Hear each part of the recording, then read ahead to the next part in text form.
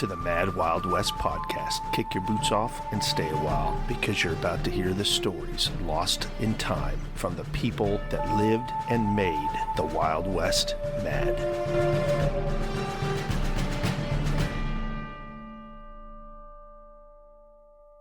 Let's go ahead and take a look at the news in the Mad Wild West. This comes from the Weekly Miner out of Prescott, Arizona, 1873. It titles Indians. This is giving a list of different attacks within Arizona over the last few months. It says January, during the early part of this month, the Indians appropriated to themselves considerable stock from farmers in the vicinity of Camp Hualapai. About the 20th, they attacked the stage between Tucson and Camp Bowie, killed T. Donovan, A.J. Rice, and John Petty. The mail was destroyed. In February, on the 15th, at Culmer Station, 4 miles from Camp Date Creek, Samuel Culmer and Mr. Harris were murdered. About the same time, they stole nearly all the stock around the Bradshaw City, attacked Aguirre's freight train near McWilliams Place on the Hacienda, wounded one man near Vulture Mine, attempted to kill John White between Peoples Valley and Walnut Grove, but were unsuccessful, as they also were in the attempt to murder Charlie Hall in Fool's Canyon. On the 18th, they stole 3 animals from Peter Arnold of Beaver Creek near Camp Verde and 5 animals from Culling Station. On the 20th, as James Leroy was going from Robert Bell's place on the Verde to a neighboring ranch, he was attacked by 6 Indians and severely wounded. The attack was made at 7 o'clock a.m., and he lay where he was shot until 10 o'clock a.m. the next day, when he was found by Robert Bell and taken to Camp Verde Hospital. On March 18th, they stole 15 horses from a camp near Pinal City. On the 24th, they stole 3 horses from a miners' camp near Antelope Peak, and a few days previous, they killed a horse at the same place. On or about the 28th, they stole some mules from Peter Arnold of Beaver Creek and 9 head of oxen from another man, attacked a party of whites near Agua Fiera Station, and wounded Darrell Dapper. Also stole all the horses and mules belonging to the miners in Pinal District. On the 28th also, they stole 3 mules from Camp Verde, and while several farmers were at work repairing the irrigation ditches, the Indians surprised them and shot one man in the neck. A short time afterwards, the same Indian shot at M.K. Liberty, who escaped unhurt. On the 29th, Apache stole a horse from Jake Hinkle, which had been picketed within a few hundred yards of where he was working on Lynx Creek. The same party also plundered his cabin, carrying off a gun, ammunition, clothing, provisions, etc. About the same time, a party of Indians stole 4 work oxen from within a half mile of the Del Paseo Mill, the property of Mr. Clanton. They also stole several mules and horses from another miner in the Bradshaws. On the 30th, they stole 3 valuable horses from Adam Resbach of the Burt Ranch near Prescott. In April, during the first week of the month, the Indians stole several head of cattle from Campbell and Baker, stole some stock from the ranch of H.P. Reagan on the Gila. They also wounded Pierce Duggan in the arm with an arrow. Although the Indians surprised Mr. Duggan, his cool courage overbalanced that advantage, and he whipped the fight. On the 16th, Osborne P. Clack was found murdered about 1 mile north of Mint Valley, having been waylaid by Apaches on his way home in Williamson Valley. About the same time, on Beaver Creek, Jay Culligan was severely wounded. 1 gun bullet entered his neck, and his arm received 2 more. On the 21st, J.W. Smith and Joseph Ackerman were murdered while at work on the ranch of Warner and Weathermer. Also, on the 26th, a Mexican herder was killed near Camp Creediton, and 8 head of oxen were driven off. On the 27th, the Indians attacked the home of John Whitebead, 8 miles from Camp Creediton, killed him and wounded his wife. About the same time, they killed a man named White at Williamson Valley, robbed 2 farmers of Walnut Creek, attempted to kill a man on the divide near American Valley, and made a desperate but unsuccessful attempt to capture a mail wagon near the Dragoon Mountains. On the 30th, they stole some animals from William Simmons' pack train, which was camped on the Hassayampa. In May, on the 1st, the Apaches stole 6 cows from within 2 miles of Prescott. 4 of the cows belonged to V.A. Stevenson's and 2 to William N. Kelly.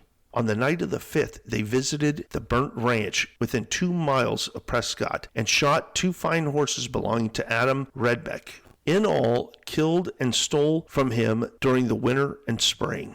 On the 7th, at Martinez Ranch, they drove off 6 stage burros belonging to Jason Grant. They also stole all the stock owned by Mr. Lovejoy of the Lower Links Ranch. On the 10th, C. Davis of the Upper Hassayampa had 4 work oxen stolen from him by his gentle friends, which made about the 12th contribution levied on him. On the same day, they stole from Mr. Clinton 5 work oxen employed at the Del Pico Mill. On the 21st, Clarence Congrove was murdered by Apaches 6 miles from Camp Cretin. On the 22nd, Theodore Putz was murdered and horribly mutilated by the Indians within 2 miles of Prescott while herding sheep for I.A. Stevenson. The sheep were driven off, but the Indians were so closely pursued that they were compelled to abandon them. On the 13th, poor Adam Resbeck of the Burnt Ranch within 6 miles of Prescott was shot down and mortally wounded by the blood-loving Indians while working his own field. Mr. Resnick died from the effects of his wounds June 16th at Fort Whipple Hospital. About the same time, the Indians attacked Dr. Jones and M. and J. Goldwater near the divide on Granite Mountain. J. Goldwater received 2 severe wounds in the back. On the 24th, they attacked the ranch of John Moore, 12 miles from Camp Cretin, drove the men into the home, and kept them there for 9 hours, during which time the Indians devoured one of Mr. Moore's horses. In August, on the 1st, Indians attacked S.R. DeLong, a post trader at Camp Bowie, within 4 miles of San Pedro Station. Mr. DeLong used his Henry rifle to good purpose and come off victorious. On the 29th, 1 Mexican and 1 white man, names unknown, were found murdered and mutilated on the San Carlos River. There you have it, folks. The news from 1872 in the Mad Wild West. This episode is brought to you by R.W. Walden, disinfecting fluid, poison from the 1800s. Here's what it states.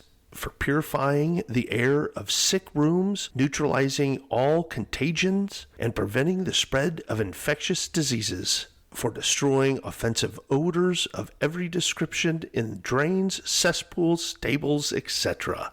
Directions: add 2 teaspoonfuls of fluid to each quart of water. For sick rooms, place saucers filled with the diluted fluid, or let cloths be suspended and kept well damped in various places around the room. For drains, first throw down a few pailfuls of water and then a sufficient quantity of diluted fluid. R.W. Walden, dispensing chemist. There you go. If you need anything cleaned out in the Mad Wild West, look for R.W. Walden, disinfecting fluid. Today's main story in the Mad Wild West, we look at one of the worst killers ever, Mother Nature. We're about to follow a man and his crazy expedition across the deserts of the Southwest. We're going to pick it up as they're in Utah and trying to get to California. He writes, almost a day out from Mountain Meadow. And just as a side note, yes, that's where the Mountain Meadow massacre happened. He says, we came to a point where the road left the main trail. A halt was called, and Captain Hunt said those who wished to go with him could do so, and he would guide them to safety. The result was that out of 105 wagons, there was only 7 that accompanied him. When we started on, Captain Hunt called out to us, boys, if you undertake that route, you will go to hell. I know now he knew whereof he spoke. He had considerable desert experience, and we had none. He realized the 3 men were fakes that we were with, sent out by the church for a purpose. But to tell us so would mean the loss of his life. Brigham and the church wanted a short route to the Pacific coast, and here was the opportunity of having that route prospected. Counting the toll in lives was a nominal consideration. But the train moved on, notwithstanding Captain Hunt telling us where we would land. After 2 days of travel, we came to a bluff seemingly 1,000 feet to the bottom and straight up and down. Small stream flowed at the bottom, and by using ropes and buckets, we could get enough for camp use, using it sparingly. The oxen had gone without, and after a couple days of prospecting, a great part of the train turned back to take up Captain Hunt's trail.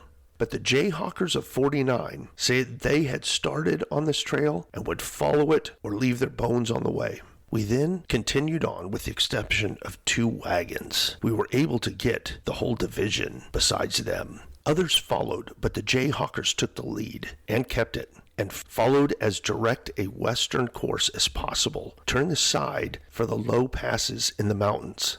There was no solid range of mountains to cross, but rather a series of broken ranges where we crossed the paths at quite high altitudes.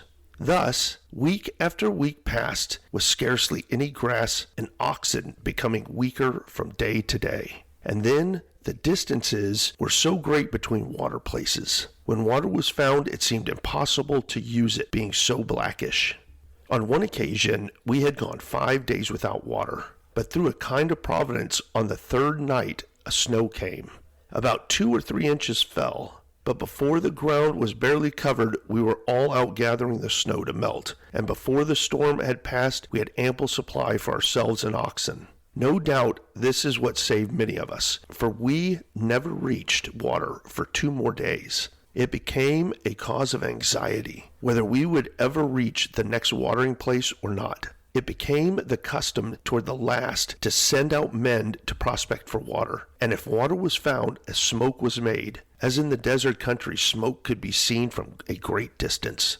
From day to day, our cattle became weaker and weaker, and our provisions were getting low, so we were put on a short allowance. Finally, the 20 teams could pull no further. Many had already died, so the wagons were abandoned and pack saddles made on the oxen. On Christmas Day, 1849, we were all busy making pack saddles and cooking the scantly supply of flour into little biscuits or crackers, as they were perfectly hard. We were divided in twos, from 8 men to 2 men mess, and each one had his share allotted to him. We had a half dozen of the little crackers, about 3 or 4 spoonfuls of rice, and about as much dried apples. And this ended the bill of fare, which must last until we reached settlements. California seemed a long way off. We did not know where we were, but I know we were much further off than we realized. The proposition now became a single one, for we just had to subsist on the oxen, and they had become so poor there was little or no nourishment in their flesh, as they were dying then from starvation. As soon as an ox fell, he was butchered, everything saved, especially the blood. We did not know where we were, and we realized that the strictest economy must prevail. We even boiled the hide, and it became particularly tender. When we left Salt Lake, we had 2 teams of 4 yoke of oxen to each, and only 8 men, with what we considered ample provisions. Captain Hunt had told us of the distance to Los Angeles, and if we had remained with him, we would have had abundance. When we killed an ox, we cut up the meat into strips and dried it over a fire during the night, so it would be ready to pack the next day. We found little patches of greasewood, the only thing that grew in the desert, and this was of a very shrubby variety at best. It grew no more than 2 feet high. By searching diligently, we could secure enough to answer our needs in camp. Here's where Reverend J.W. Breyer and family came up to us and wanted to travel with us. At first, we objected, as we didn't want to be encumbered with any women, but we hadn't the heart to refuse. So they joined the Jayhawkers, and the little woman proved to be as plucky and brave as a woman that ever crossed the plains, either before or since. They had 3 small boys, about 6 or 8 years old. When the smallest got too tired tramping, he was placed on the back of an ox for a change. I will state here that the only survivor of the family is now living in Lodi, California. The mother dying last May in her 100th year. There were others who came to our camp. One was a company of Georgians, about 15 of them. The next day we saw snow on the mountain in the distance, and we knew if we could reach the pass through the mountains we would find water, so we started straight for it. But the Georgians hugged the foot of the mountain in hopes of finding water in the canyon. They found no water, but they did find a silver mine of almost pure silver. I saw a piece they melted and made a gun sight of it. Since writing the above, J.W. Breyer has died, leaving only 3 of us left out of the original number of Jayhawkers of 39. Thousands and thousands of dollars have been spent trying to find the gun sight lead. Governor Lohr of Nevada fitted out several expeditions to try to find it, but it never has been located. I was offered all kinds of money in California to go back and hunt for it, but I never had the least inclination to accept. Captain Townsend, who seemed to be the head man of the Georgia Company, took the company through another route. They packed their provisions on their backs and were better supplied than we were, as they still had some flour of which they gave portions to the Breyer family. They succeeded in getting through Walker Pass and onto the head of the Kern River, then into the San Joaquin Valley, where they were nearly all murdered by the Indians. I believe there were but 2 who escaped. Another party of 11 men thought they could make it by packing on their backs enough to last them. They had killed their oxen, dried the meat, and packed what they could. And out of 11, there was only but 2 that finished the trip. The others died in a pile. These 2 would have died also had it not been they disagreed on the route to travel and stole away in the night. In 1864, I was traveling down Owens River Valley, below Owens Lake, and at a place now known as Indian Wells, there came a man in from the Slate Range of mountains. In the conversation, he told me that some of his party in prospecting had come across remains of 9 men all together behind a little barricade of brush. They had probably built a windbreak and had died right there from thirst. I made him a promise that I would see the remains properly buried upon his return. Speaking of thirst, there is no punishment that has any comparison. It is the most agonizing suffering possible, and the feeling is indescribable. Our tongues would be swollen, our lips cracked, and a crust would form on our tongue and roof of our mouth that could not be removed. The body seems to be dried through and through, and there wouldn't be a drop of moisture in the mouth. So day by day we pursued our way, our cattle and ourselves growing weaker and weaker. The outlook was gloomy, and often when we killed a steer, we looked forward to the marrow found in the bones. But in breaking the bones, often there would be nothing there but a little bit of bloody substance. And I suppose our bones were much in the same condition, as we had become as starved as they were. Another party, called the Bennett Party, tried a little different route from ours. They struck off south from us on the other side of the mountain. I don't know the number in the party, but there were 2 families of the Bennetts and the Arcane, and each had a wife but no children. There may have been 10 or a dozen together. They called a halt and sent 2 of their number, Lewis Manley and John Rogers, on to the settlement for supplies and pack animals. They thought the trip there and back wouldn't take more than 2 weeks, but they were gone 5, and those behind gave up all hope and resigned themselves to their fate. About this time, the boys returned, and when within a few hundred yards of the camp, found one lying dead. They saw no sign of life in the camp and gave the rest up for dead. A few minutes later, they heard a feeble cry. "There they are, boys. I knew they would come back," the women said, and such rejoicing as there was. Manley says in his book that he wrote later that when he came upon the dead man lying there, his heart stood still, and that never would he go through moments of such misery again for all the money in the world. It became a great task now to save our oxen. We had used all the iron shoes and had to depend upon moccasins for the oxen as well as for ourselves. We made them from hides, but some of the country was so rough with rock, sharp as flint, that every day new moccasins had to be put on the oxen. We finally reached Death Valley, where we lost 2 men, Fish and Isham, who were of the Breyer party. One of our party went out hunting water, Deacon Richards by name. Provincially, he found a spring just about dusk. He gave the usual signal, and from that time up until midnight, the company came staggering in. But in the morning, we found 2 missing. We took water and started back and found them dead within 100 yards of each other. We named the spring Providence Spring, and it retains this name to this day. It was always so when water was found. The strongest came in first and the weakest was last. Those first in return to help the others, and so long as they kept their courage, there was hope. But just as soon as they gave up a little, they wouldn't last long. I remember one incident relating to this, and that was the case of Captain Haynes. He was quite elderly compared to the rest of us, probably 60 years of age. He would remark, "Boys, if I only had the corn that my hogs at home are rooting in the mud for, I would consider it the greatest luxury imaginable." And then he would cry like a baby. A few days later, he told us, "Boys, I feel that I can't go any further, and I'll have to leave you." I knew then he would die soon. I told my messmate, Bill Rood, that Captain Haynes would not live until morning. We each saved 2 or 3 of our little biscuits and a couple spoonfuls of rice. I told Bill I was willing to give all I had to Haynes if he would.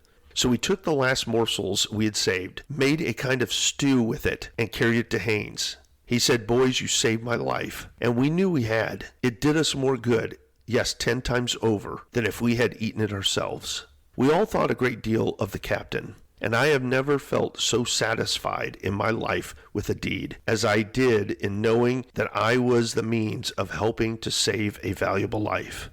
He remained in California a short time and returned to Illinois, where he lived not more than 3 miles from my father's house. Father wrote me that Captain Haynes often came to the house and told him that his son saved his life in California.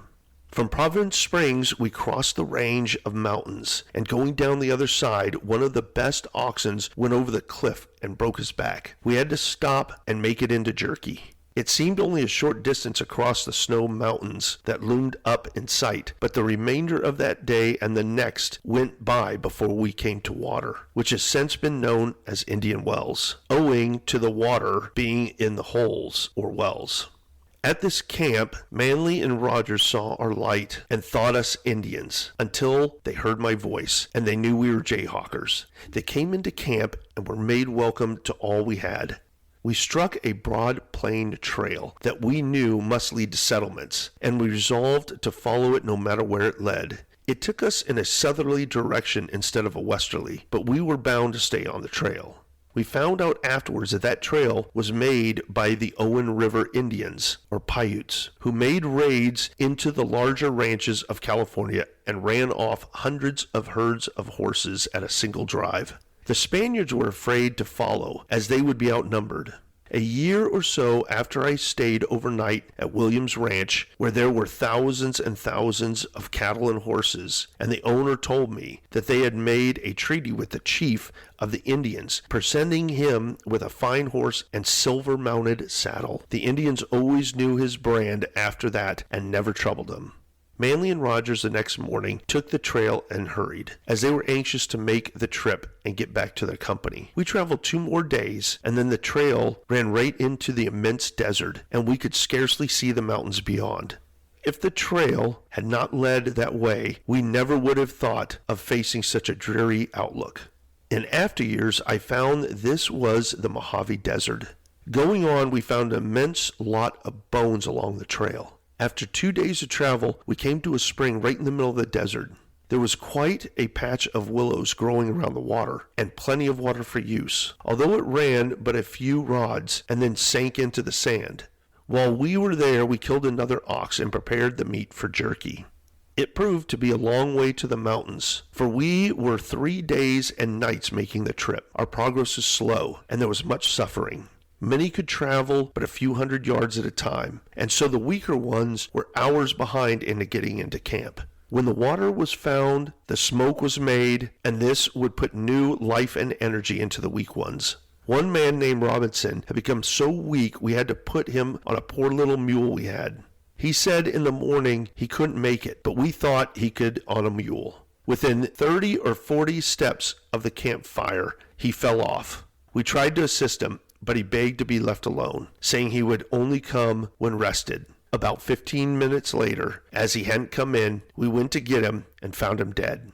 The next morning we buried him best we could, for the ground was hard and rocky, and we only had our knives to dig with, and our hands to throw the dirt out. At this camp, a Frenchman, his name not known, became insane and after wandering away was captured by the Indians and kept a slave for 14 years. He was finally rescued by the United States Serving Party and brought to the settlements. At this watering place, the trail seemed to be obliterated, and from here we ascended a long hill, or a divide, and after crossing, saw a brook with running water, the first we had seen for months. It looked good to us, and we concluded it must empty into the Pacific Ocean, which was correct, for this provided to be the headwaters of the Santa Clara River that empties into the ocean, near San Buenaventura. We were now in game territory and could live anyway, but we didn't find game so plentiful. The next game we came across was an old mare and 2 colts, a yearling, a 2-year-old. Ed Doughty and Bill Rude happened to be ahead and got all 3 of them. We camped right there and built a fire and went to eating. I thought I had never eaten anything that tasted so good, that they had a little fat on them, and that's what tasted so good to us. We ate the old mare up that night and made jerky of the colts to pack along. As Reverend Mr. Breyer was well supplied with oxen, he kindly permitted us to pack 1 or 2 of his oxen. 2 or 3 days later, some of the boys killed a deer, and some of us stayed back to dry the meat, and the rest went on. Among those that stayed was a man named Gould, as we called him, and he and I tried to sleep by sharing a blanket. We only had 1 single blanket between us, and he wouldn't pull his boots off. He said if he had to die, he wanted to die with his boots on. He seemed a little off in his mind. And by the way, there were 2 in our party who never did get entirely in their right minds again. The next day brought us out into a beautiful valley I had ever seen in my life. Paradise, in fact. It was covered with thousands of cattle, and they looked so fat and sleek. I never had anything that impressed me as that sight did. I felt as though I could stand there and gaze on it forever. After coming off the desert, the contrast was beyond all description. The boys that were ahead of us when they came to the cattle shot 3 or 4. It seemed to them that each man could eat a steer. The Spaniards heard the shooting and didn't know what to make of it, but gathered such arms and other implements as they had and came out to where us boys were. They did not know then what they were, as the boys were so emaciated and ragged. In fact, our boys didn't pay much attention to them, for they were too busy skinning and tearing off fat parts of the meat and eating it just as it was. They hadn't taken the time to start a fire to cook it. It just happened that we had a man with us that had been in the Mexican War, and he knew a little Spanish. His name was Tom Shannon. When the Spaniards saw the condition of the company, told them to come on down to the ranch, and they would kill an animal for them there. But the boys wouldn't take any chances, and they began to load themselves with beef. The Spaniards told them that was too much work. The boys marched down to the ranch about 4 miles distance, and when they arrived, found a bullock already slaughtered. The boys went on to eating the roasted meat and eating all they could stuff in them. This came near to killing some of them. It was too rich for the weakened condition. We were lucky in being a day behind and profited by their experience. We ate sparingly at first, a little at a time. I know the first night at the ranch, I got up 2 or 3 times in the night and roasted me a piece of beef. In fact, I couldn't sleep from thinking how good it was. It did taste good, though our stomachs craved fat more than anything else. Even castor oil tasted fine. This ranch lies on the Santa Clara River, and later, this ranch was the fiction ranch in the story of Ramona as her home. After being at this ranch for a day or 2, we thought we would have a bath in that beautiful stream of water. Upon removing my clothes, I was actually frightened. I found I was nothing but a skeleton. My thighs were no larger than my arm, and knee joints were like knots on a limb. And on my hip bone, the skin was calloused, as thick as sole leather, just as hard, caused by laying on the hard ground and rocks. We were all in pitiful condition, hardly fit subjects for a picture show. After recuperating a few days at the ranch, we began to try to make arrangements for getting on to the mines. So some went one way and some went another, and some came up by the water of the San Pedro, and thus I made it to California and started my mining life. I hope you enjoyed this week's episode and the crazy stories. And until the next episode, keep your horses tied up. Thanks for listening.